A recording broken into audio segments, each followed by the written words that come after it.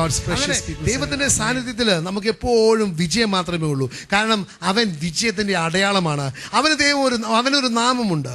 അതാണ് യഹോവ നിസ്സി എന്ന് പറയുന്നത്. The Lord is my banner. എൻ്റെ ജയക്കൊടിയാണ് ദൈവം. ഹല്ലേലൂയ. ആരൊക്കെ ഏറ്റു പറയും എൻ്റെ ജയക്കൊടി ദൈവമാണെന്നുള്ളത്? ഹല്ലേലൂയ. എനിക്ക് പരാജയമില്ല. The Lord is my banner. യഹോവ നിസ്സി. Hallelujah, hallelujah. അതുകൊണ്ടാണ് 2 കൊരിന്ത്യർ 2-ാമത്തെ അധ്യായം 14-ാമത്തെ വചനത്തിൽ അവിടെ പറയുന്നത്, thanks be to God always he who leads me in triumph എന്നാണ് പറയുന്നത്. Thanks be to God for he always, ചിലപ്പോഴല്ല എല്ലാ സാഹചര്യത്തിലും എന്നെ വിജയത്തിലേക്ക് നയിക്കുന്ന ദൈവത്തെ ഓർത്ത് ഞാൻ നന്ദി പറയുകയാണ്. ഇവിടെ ഒന്ന് വായിക്കാവോ? 2 കൊരിന്ത്യർ 2-ാമത്തെ അധ്യായം 14-ാമത്തെ വചനം.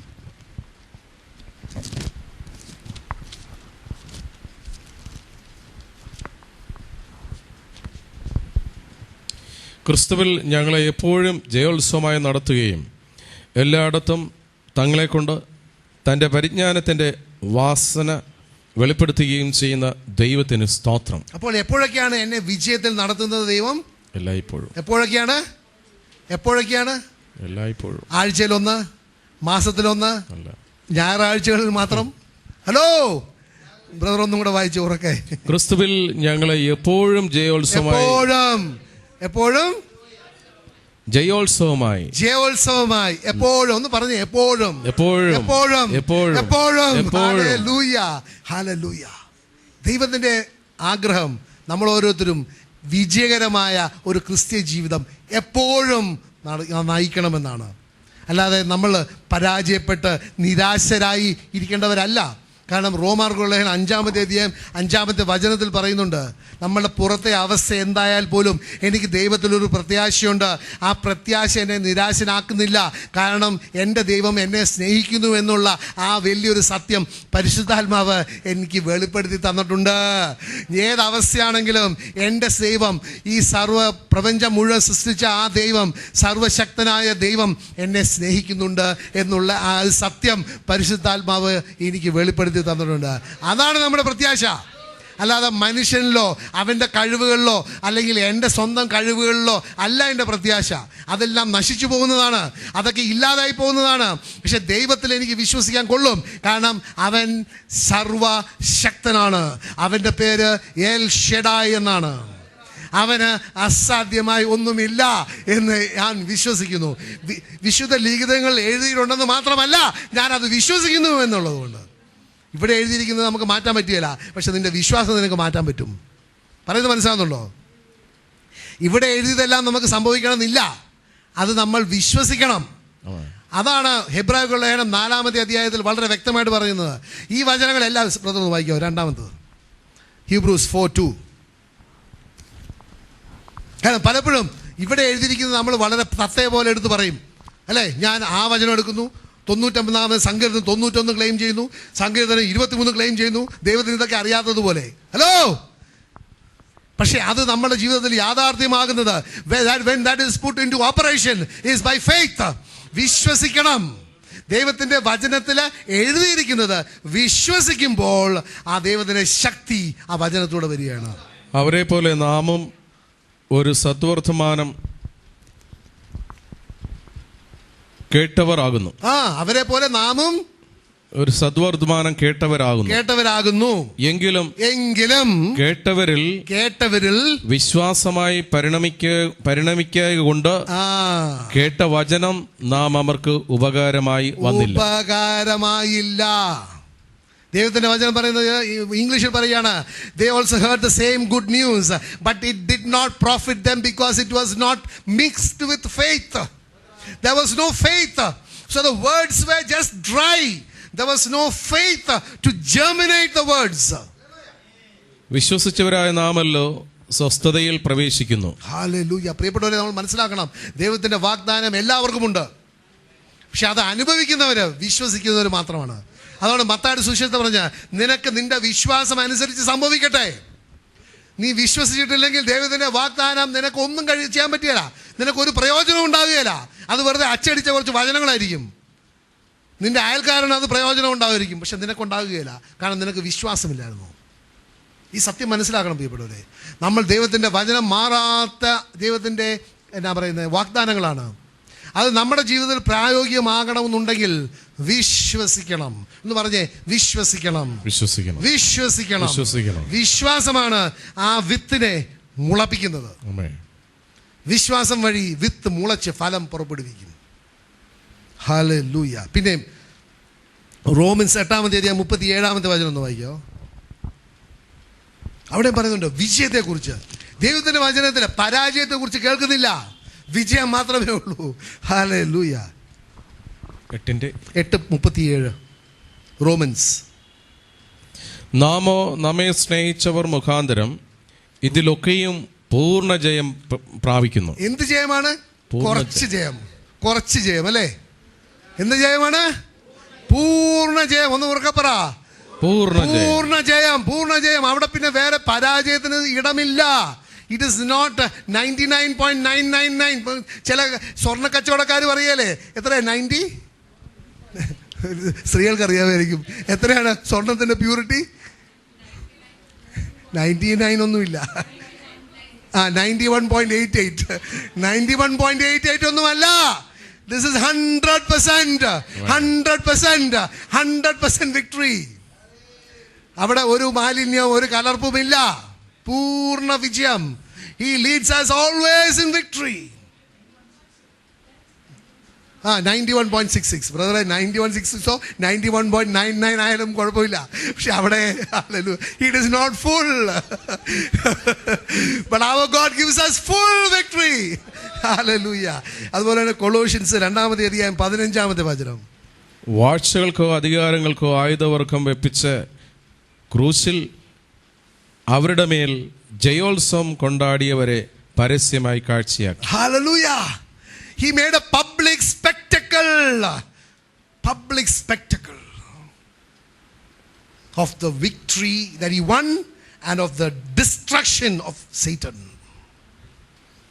ഞാൻ പറയട്ടെ, ആ കുരിശ് നമ്മൾ മനസ്സിലാക്കണം. കുരിശെന്ന് പറയാൻ പലപ്പോഴും ഈ കുരിശിൻ്റെ ശക്തി എങ്ങനെയാണ്? ഒരു കുരിശ് കരുത്തെ കെട്ടിയിട്ടാൽ അല്ലെങ്കിൽ ഈ ഷർട്ട് പിൻ ചെയ്താലോ കുരിശിൻ്റെ ശക്തി കിട്ടുമെന്നാണ് പലരും വിചാരിക്കുന്നത്. പ്രിയപ്പെട്ട, കുരിശിൻ്റെ ശക്തി നമുക്ക് കിട്ടുമ്പോൾ നമ്മൾ ആ യേശുവിൻ്റെ കൂടെ കുരിശെ തറയ്ക്കപ്പെടുമ്പോഴാണ് കുരിശിൻ്റെ ശക്തി നമുക്ക് കിട്ടുന്നത്. അല്ലാതെ കുരിശ് കഴുത്തലിട്ടതുകൊണ്ടൊന്നും കുരിശിൻ്റെ ശക്തി കിട്ടില്ല. അത് ഒരു തരത്തിൽ നോക്കുകയാണെങ്കിൽ ഒരു വിഗ്രഹമായി തീരും. പല വ്യക്തികൾക്കും കുരിശ് ഒരു വിഗ്രഹമാണ്. ഞാൻ കുരിശിനെ അവഗണിച്ച് പറയുകയല്ല, പക്ഷെ അവർ കുരിശാൽ മരിച്ച ആ വ്യക്തിയെക്കുറിച്ചോ അവൻ അവർക്ക് ചെയ്ത കാര്യത്തെക്കുറിച്ചോ അവൻ വാഗ്ദാനം ചെയ്ത കാര്യത്തെക്കുറിച്ചോ ഒന്നും ഗ്രഹിച്ചിട്ടില്ല. കുരിശ് തൂക്കണമെന്ന് പറഞ്ഞ് കുരിശെടുത്ത് അഴുത്തലിട്ടു. ദൈവം പറഞ്ഞിട്ടില്ലേ, you shall carry your cross and follow me. അപ്പോൾ ദൈവത്തിൻ്റെ ഒരു കൽപ്പനയാണ്, നീ നിൻ്റെ കുരിശ് നിൻ്റെ കഴുത്തിലിടണം, അല്ലെ ഒരു ചരട് കെട്ടി നിൻ്റെ അരയെ കെട്ടണം, അല്ലെ നിൻ്റെ ഷർട്ട് പിൻ ചെയ്ത് വെക്കണം.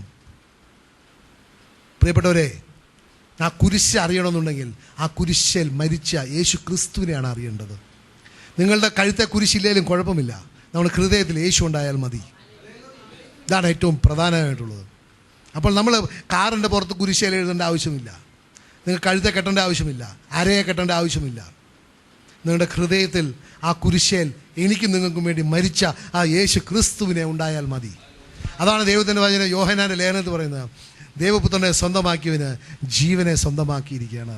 ദൈവപുത്രനെ ഇല്ലാത്തവന്, സ്വന്തമാക്കാത്തവന് ജീവനില്ല എന്നാണ് ദൈവത്തിൻ്റെ വചനം നമ്മളോട് പഠിപ്പിക്കുന്നത്. അതുകൊണ്ട് നമ്മൾ മനസ്സിലാക്കണം പ്രിയപ്പെട്ടവരെ, ദൈവവുമായിട്ട് എനിക്കൊരു വ്യക്തിപരമായ സ്നേഹബന്ധമുണ്ടാകുമ്പോൾ എനിക്ക് വിജയം മാത്രമേ ഉള്ളൂ. എന്ന് പറഞ്ഞേ, എനിക്ക് വിജയം മാത്രമേ ഉള്ളൂ.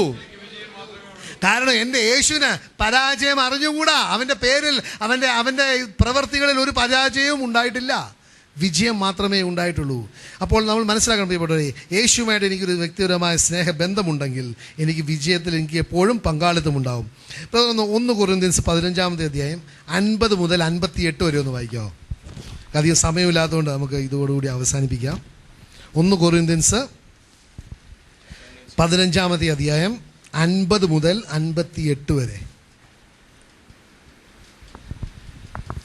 സഹോദരന്മാരെ, മാംസരക്തങ്ങൾക്ക് ദൈവരാജ്യത്തെ അവകാശമാക്കുവാൻ കഴിയുകയില്ല, ദ്രവത്വം അദ്രവത്വത്തെ അവകാശമാക്കുകയില്ല എന്ന് ഞാൻ പറയുന്നു. ഞാനൊരു മർമ്മം നിങ്ങളോട് പറയാം. നാം എല്ലാവരും നിദ്ര കൊള്ളുകയില്ല. എന്നാൽ അന്ത്യകാഹള ദിനത്തിങ്കൽ പെട്ടെന്ന് കണ്ണുമീക്കുന്നതിനിടയിൽ നാം എല്ലാവരും രൂപാന്തരപ്പെടും. കാഹളം ധ്വനിക്കും, മരിച്ചവർ അക്ഷയരായി ഉയർക്കുകയും നാം രൂപാന്തരപ്പെടുകയും ചെയ്യും. ഈ ദ്രവത്വമുള്ള അദ്രവത്വത്തെയും ഈ മർത്യമായ അമർത്യത്വത്തെയും ധരിക്കണം.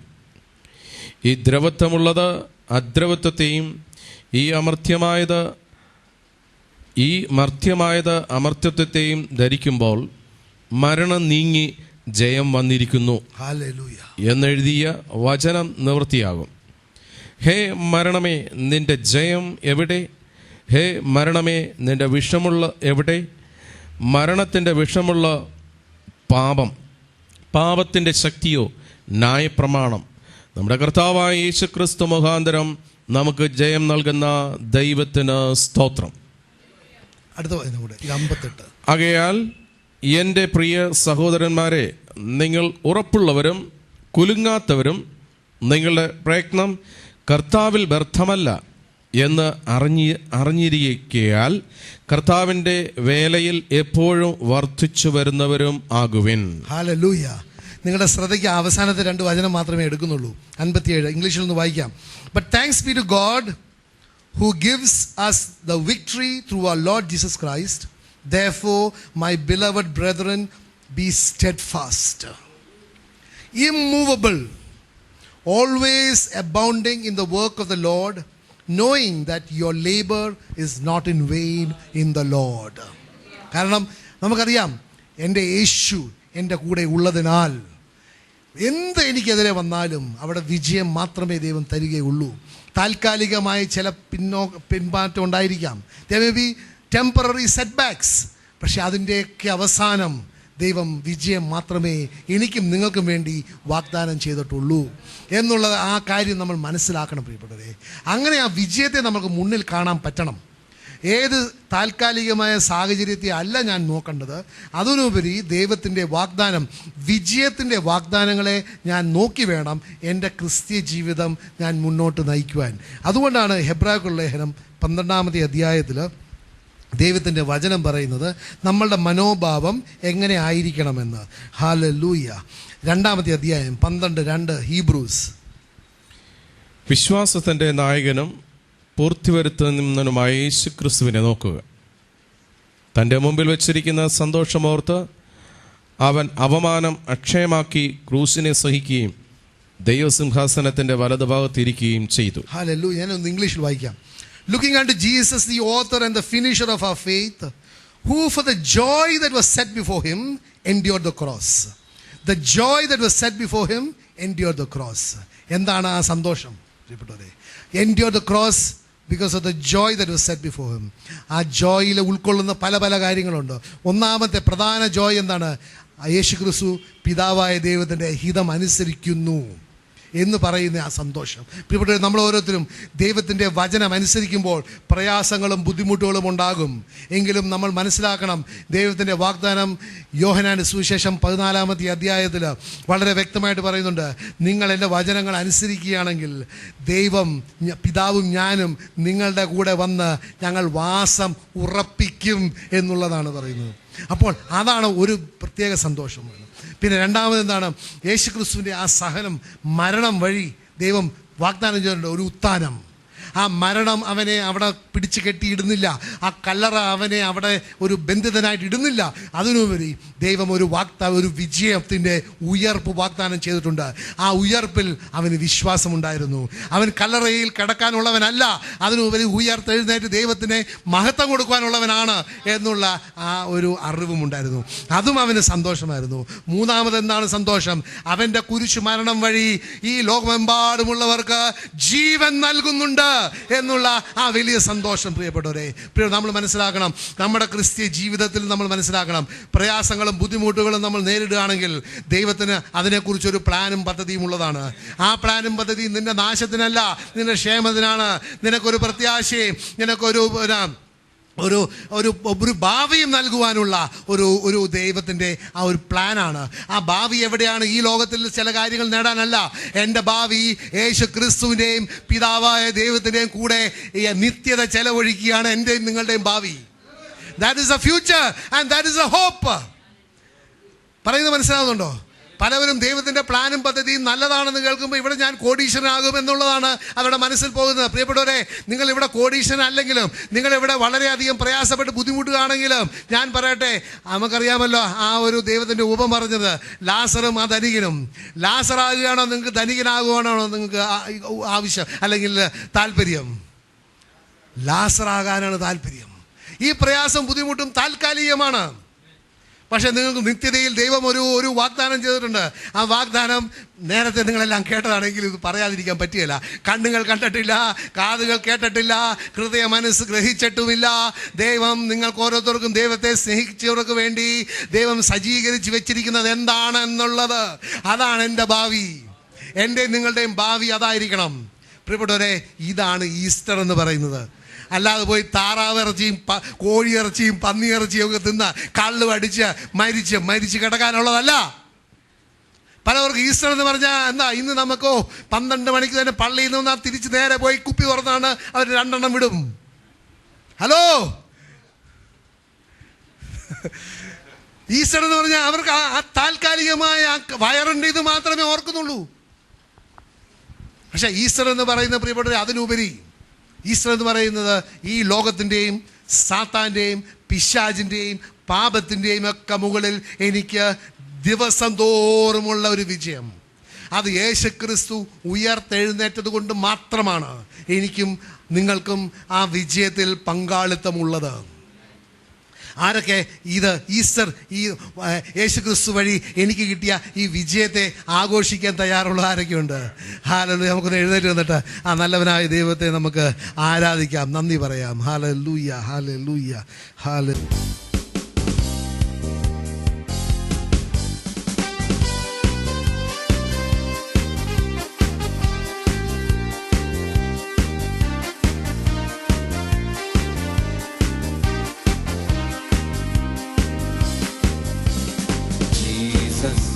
the living word. Jesus, the living word. Jesus, the living word. Jesus, the living word. Jesus, the living word.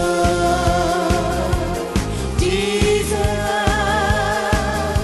the living word. Jesus, the living word. Jesus, the living word. He's the King of kings.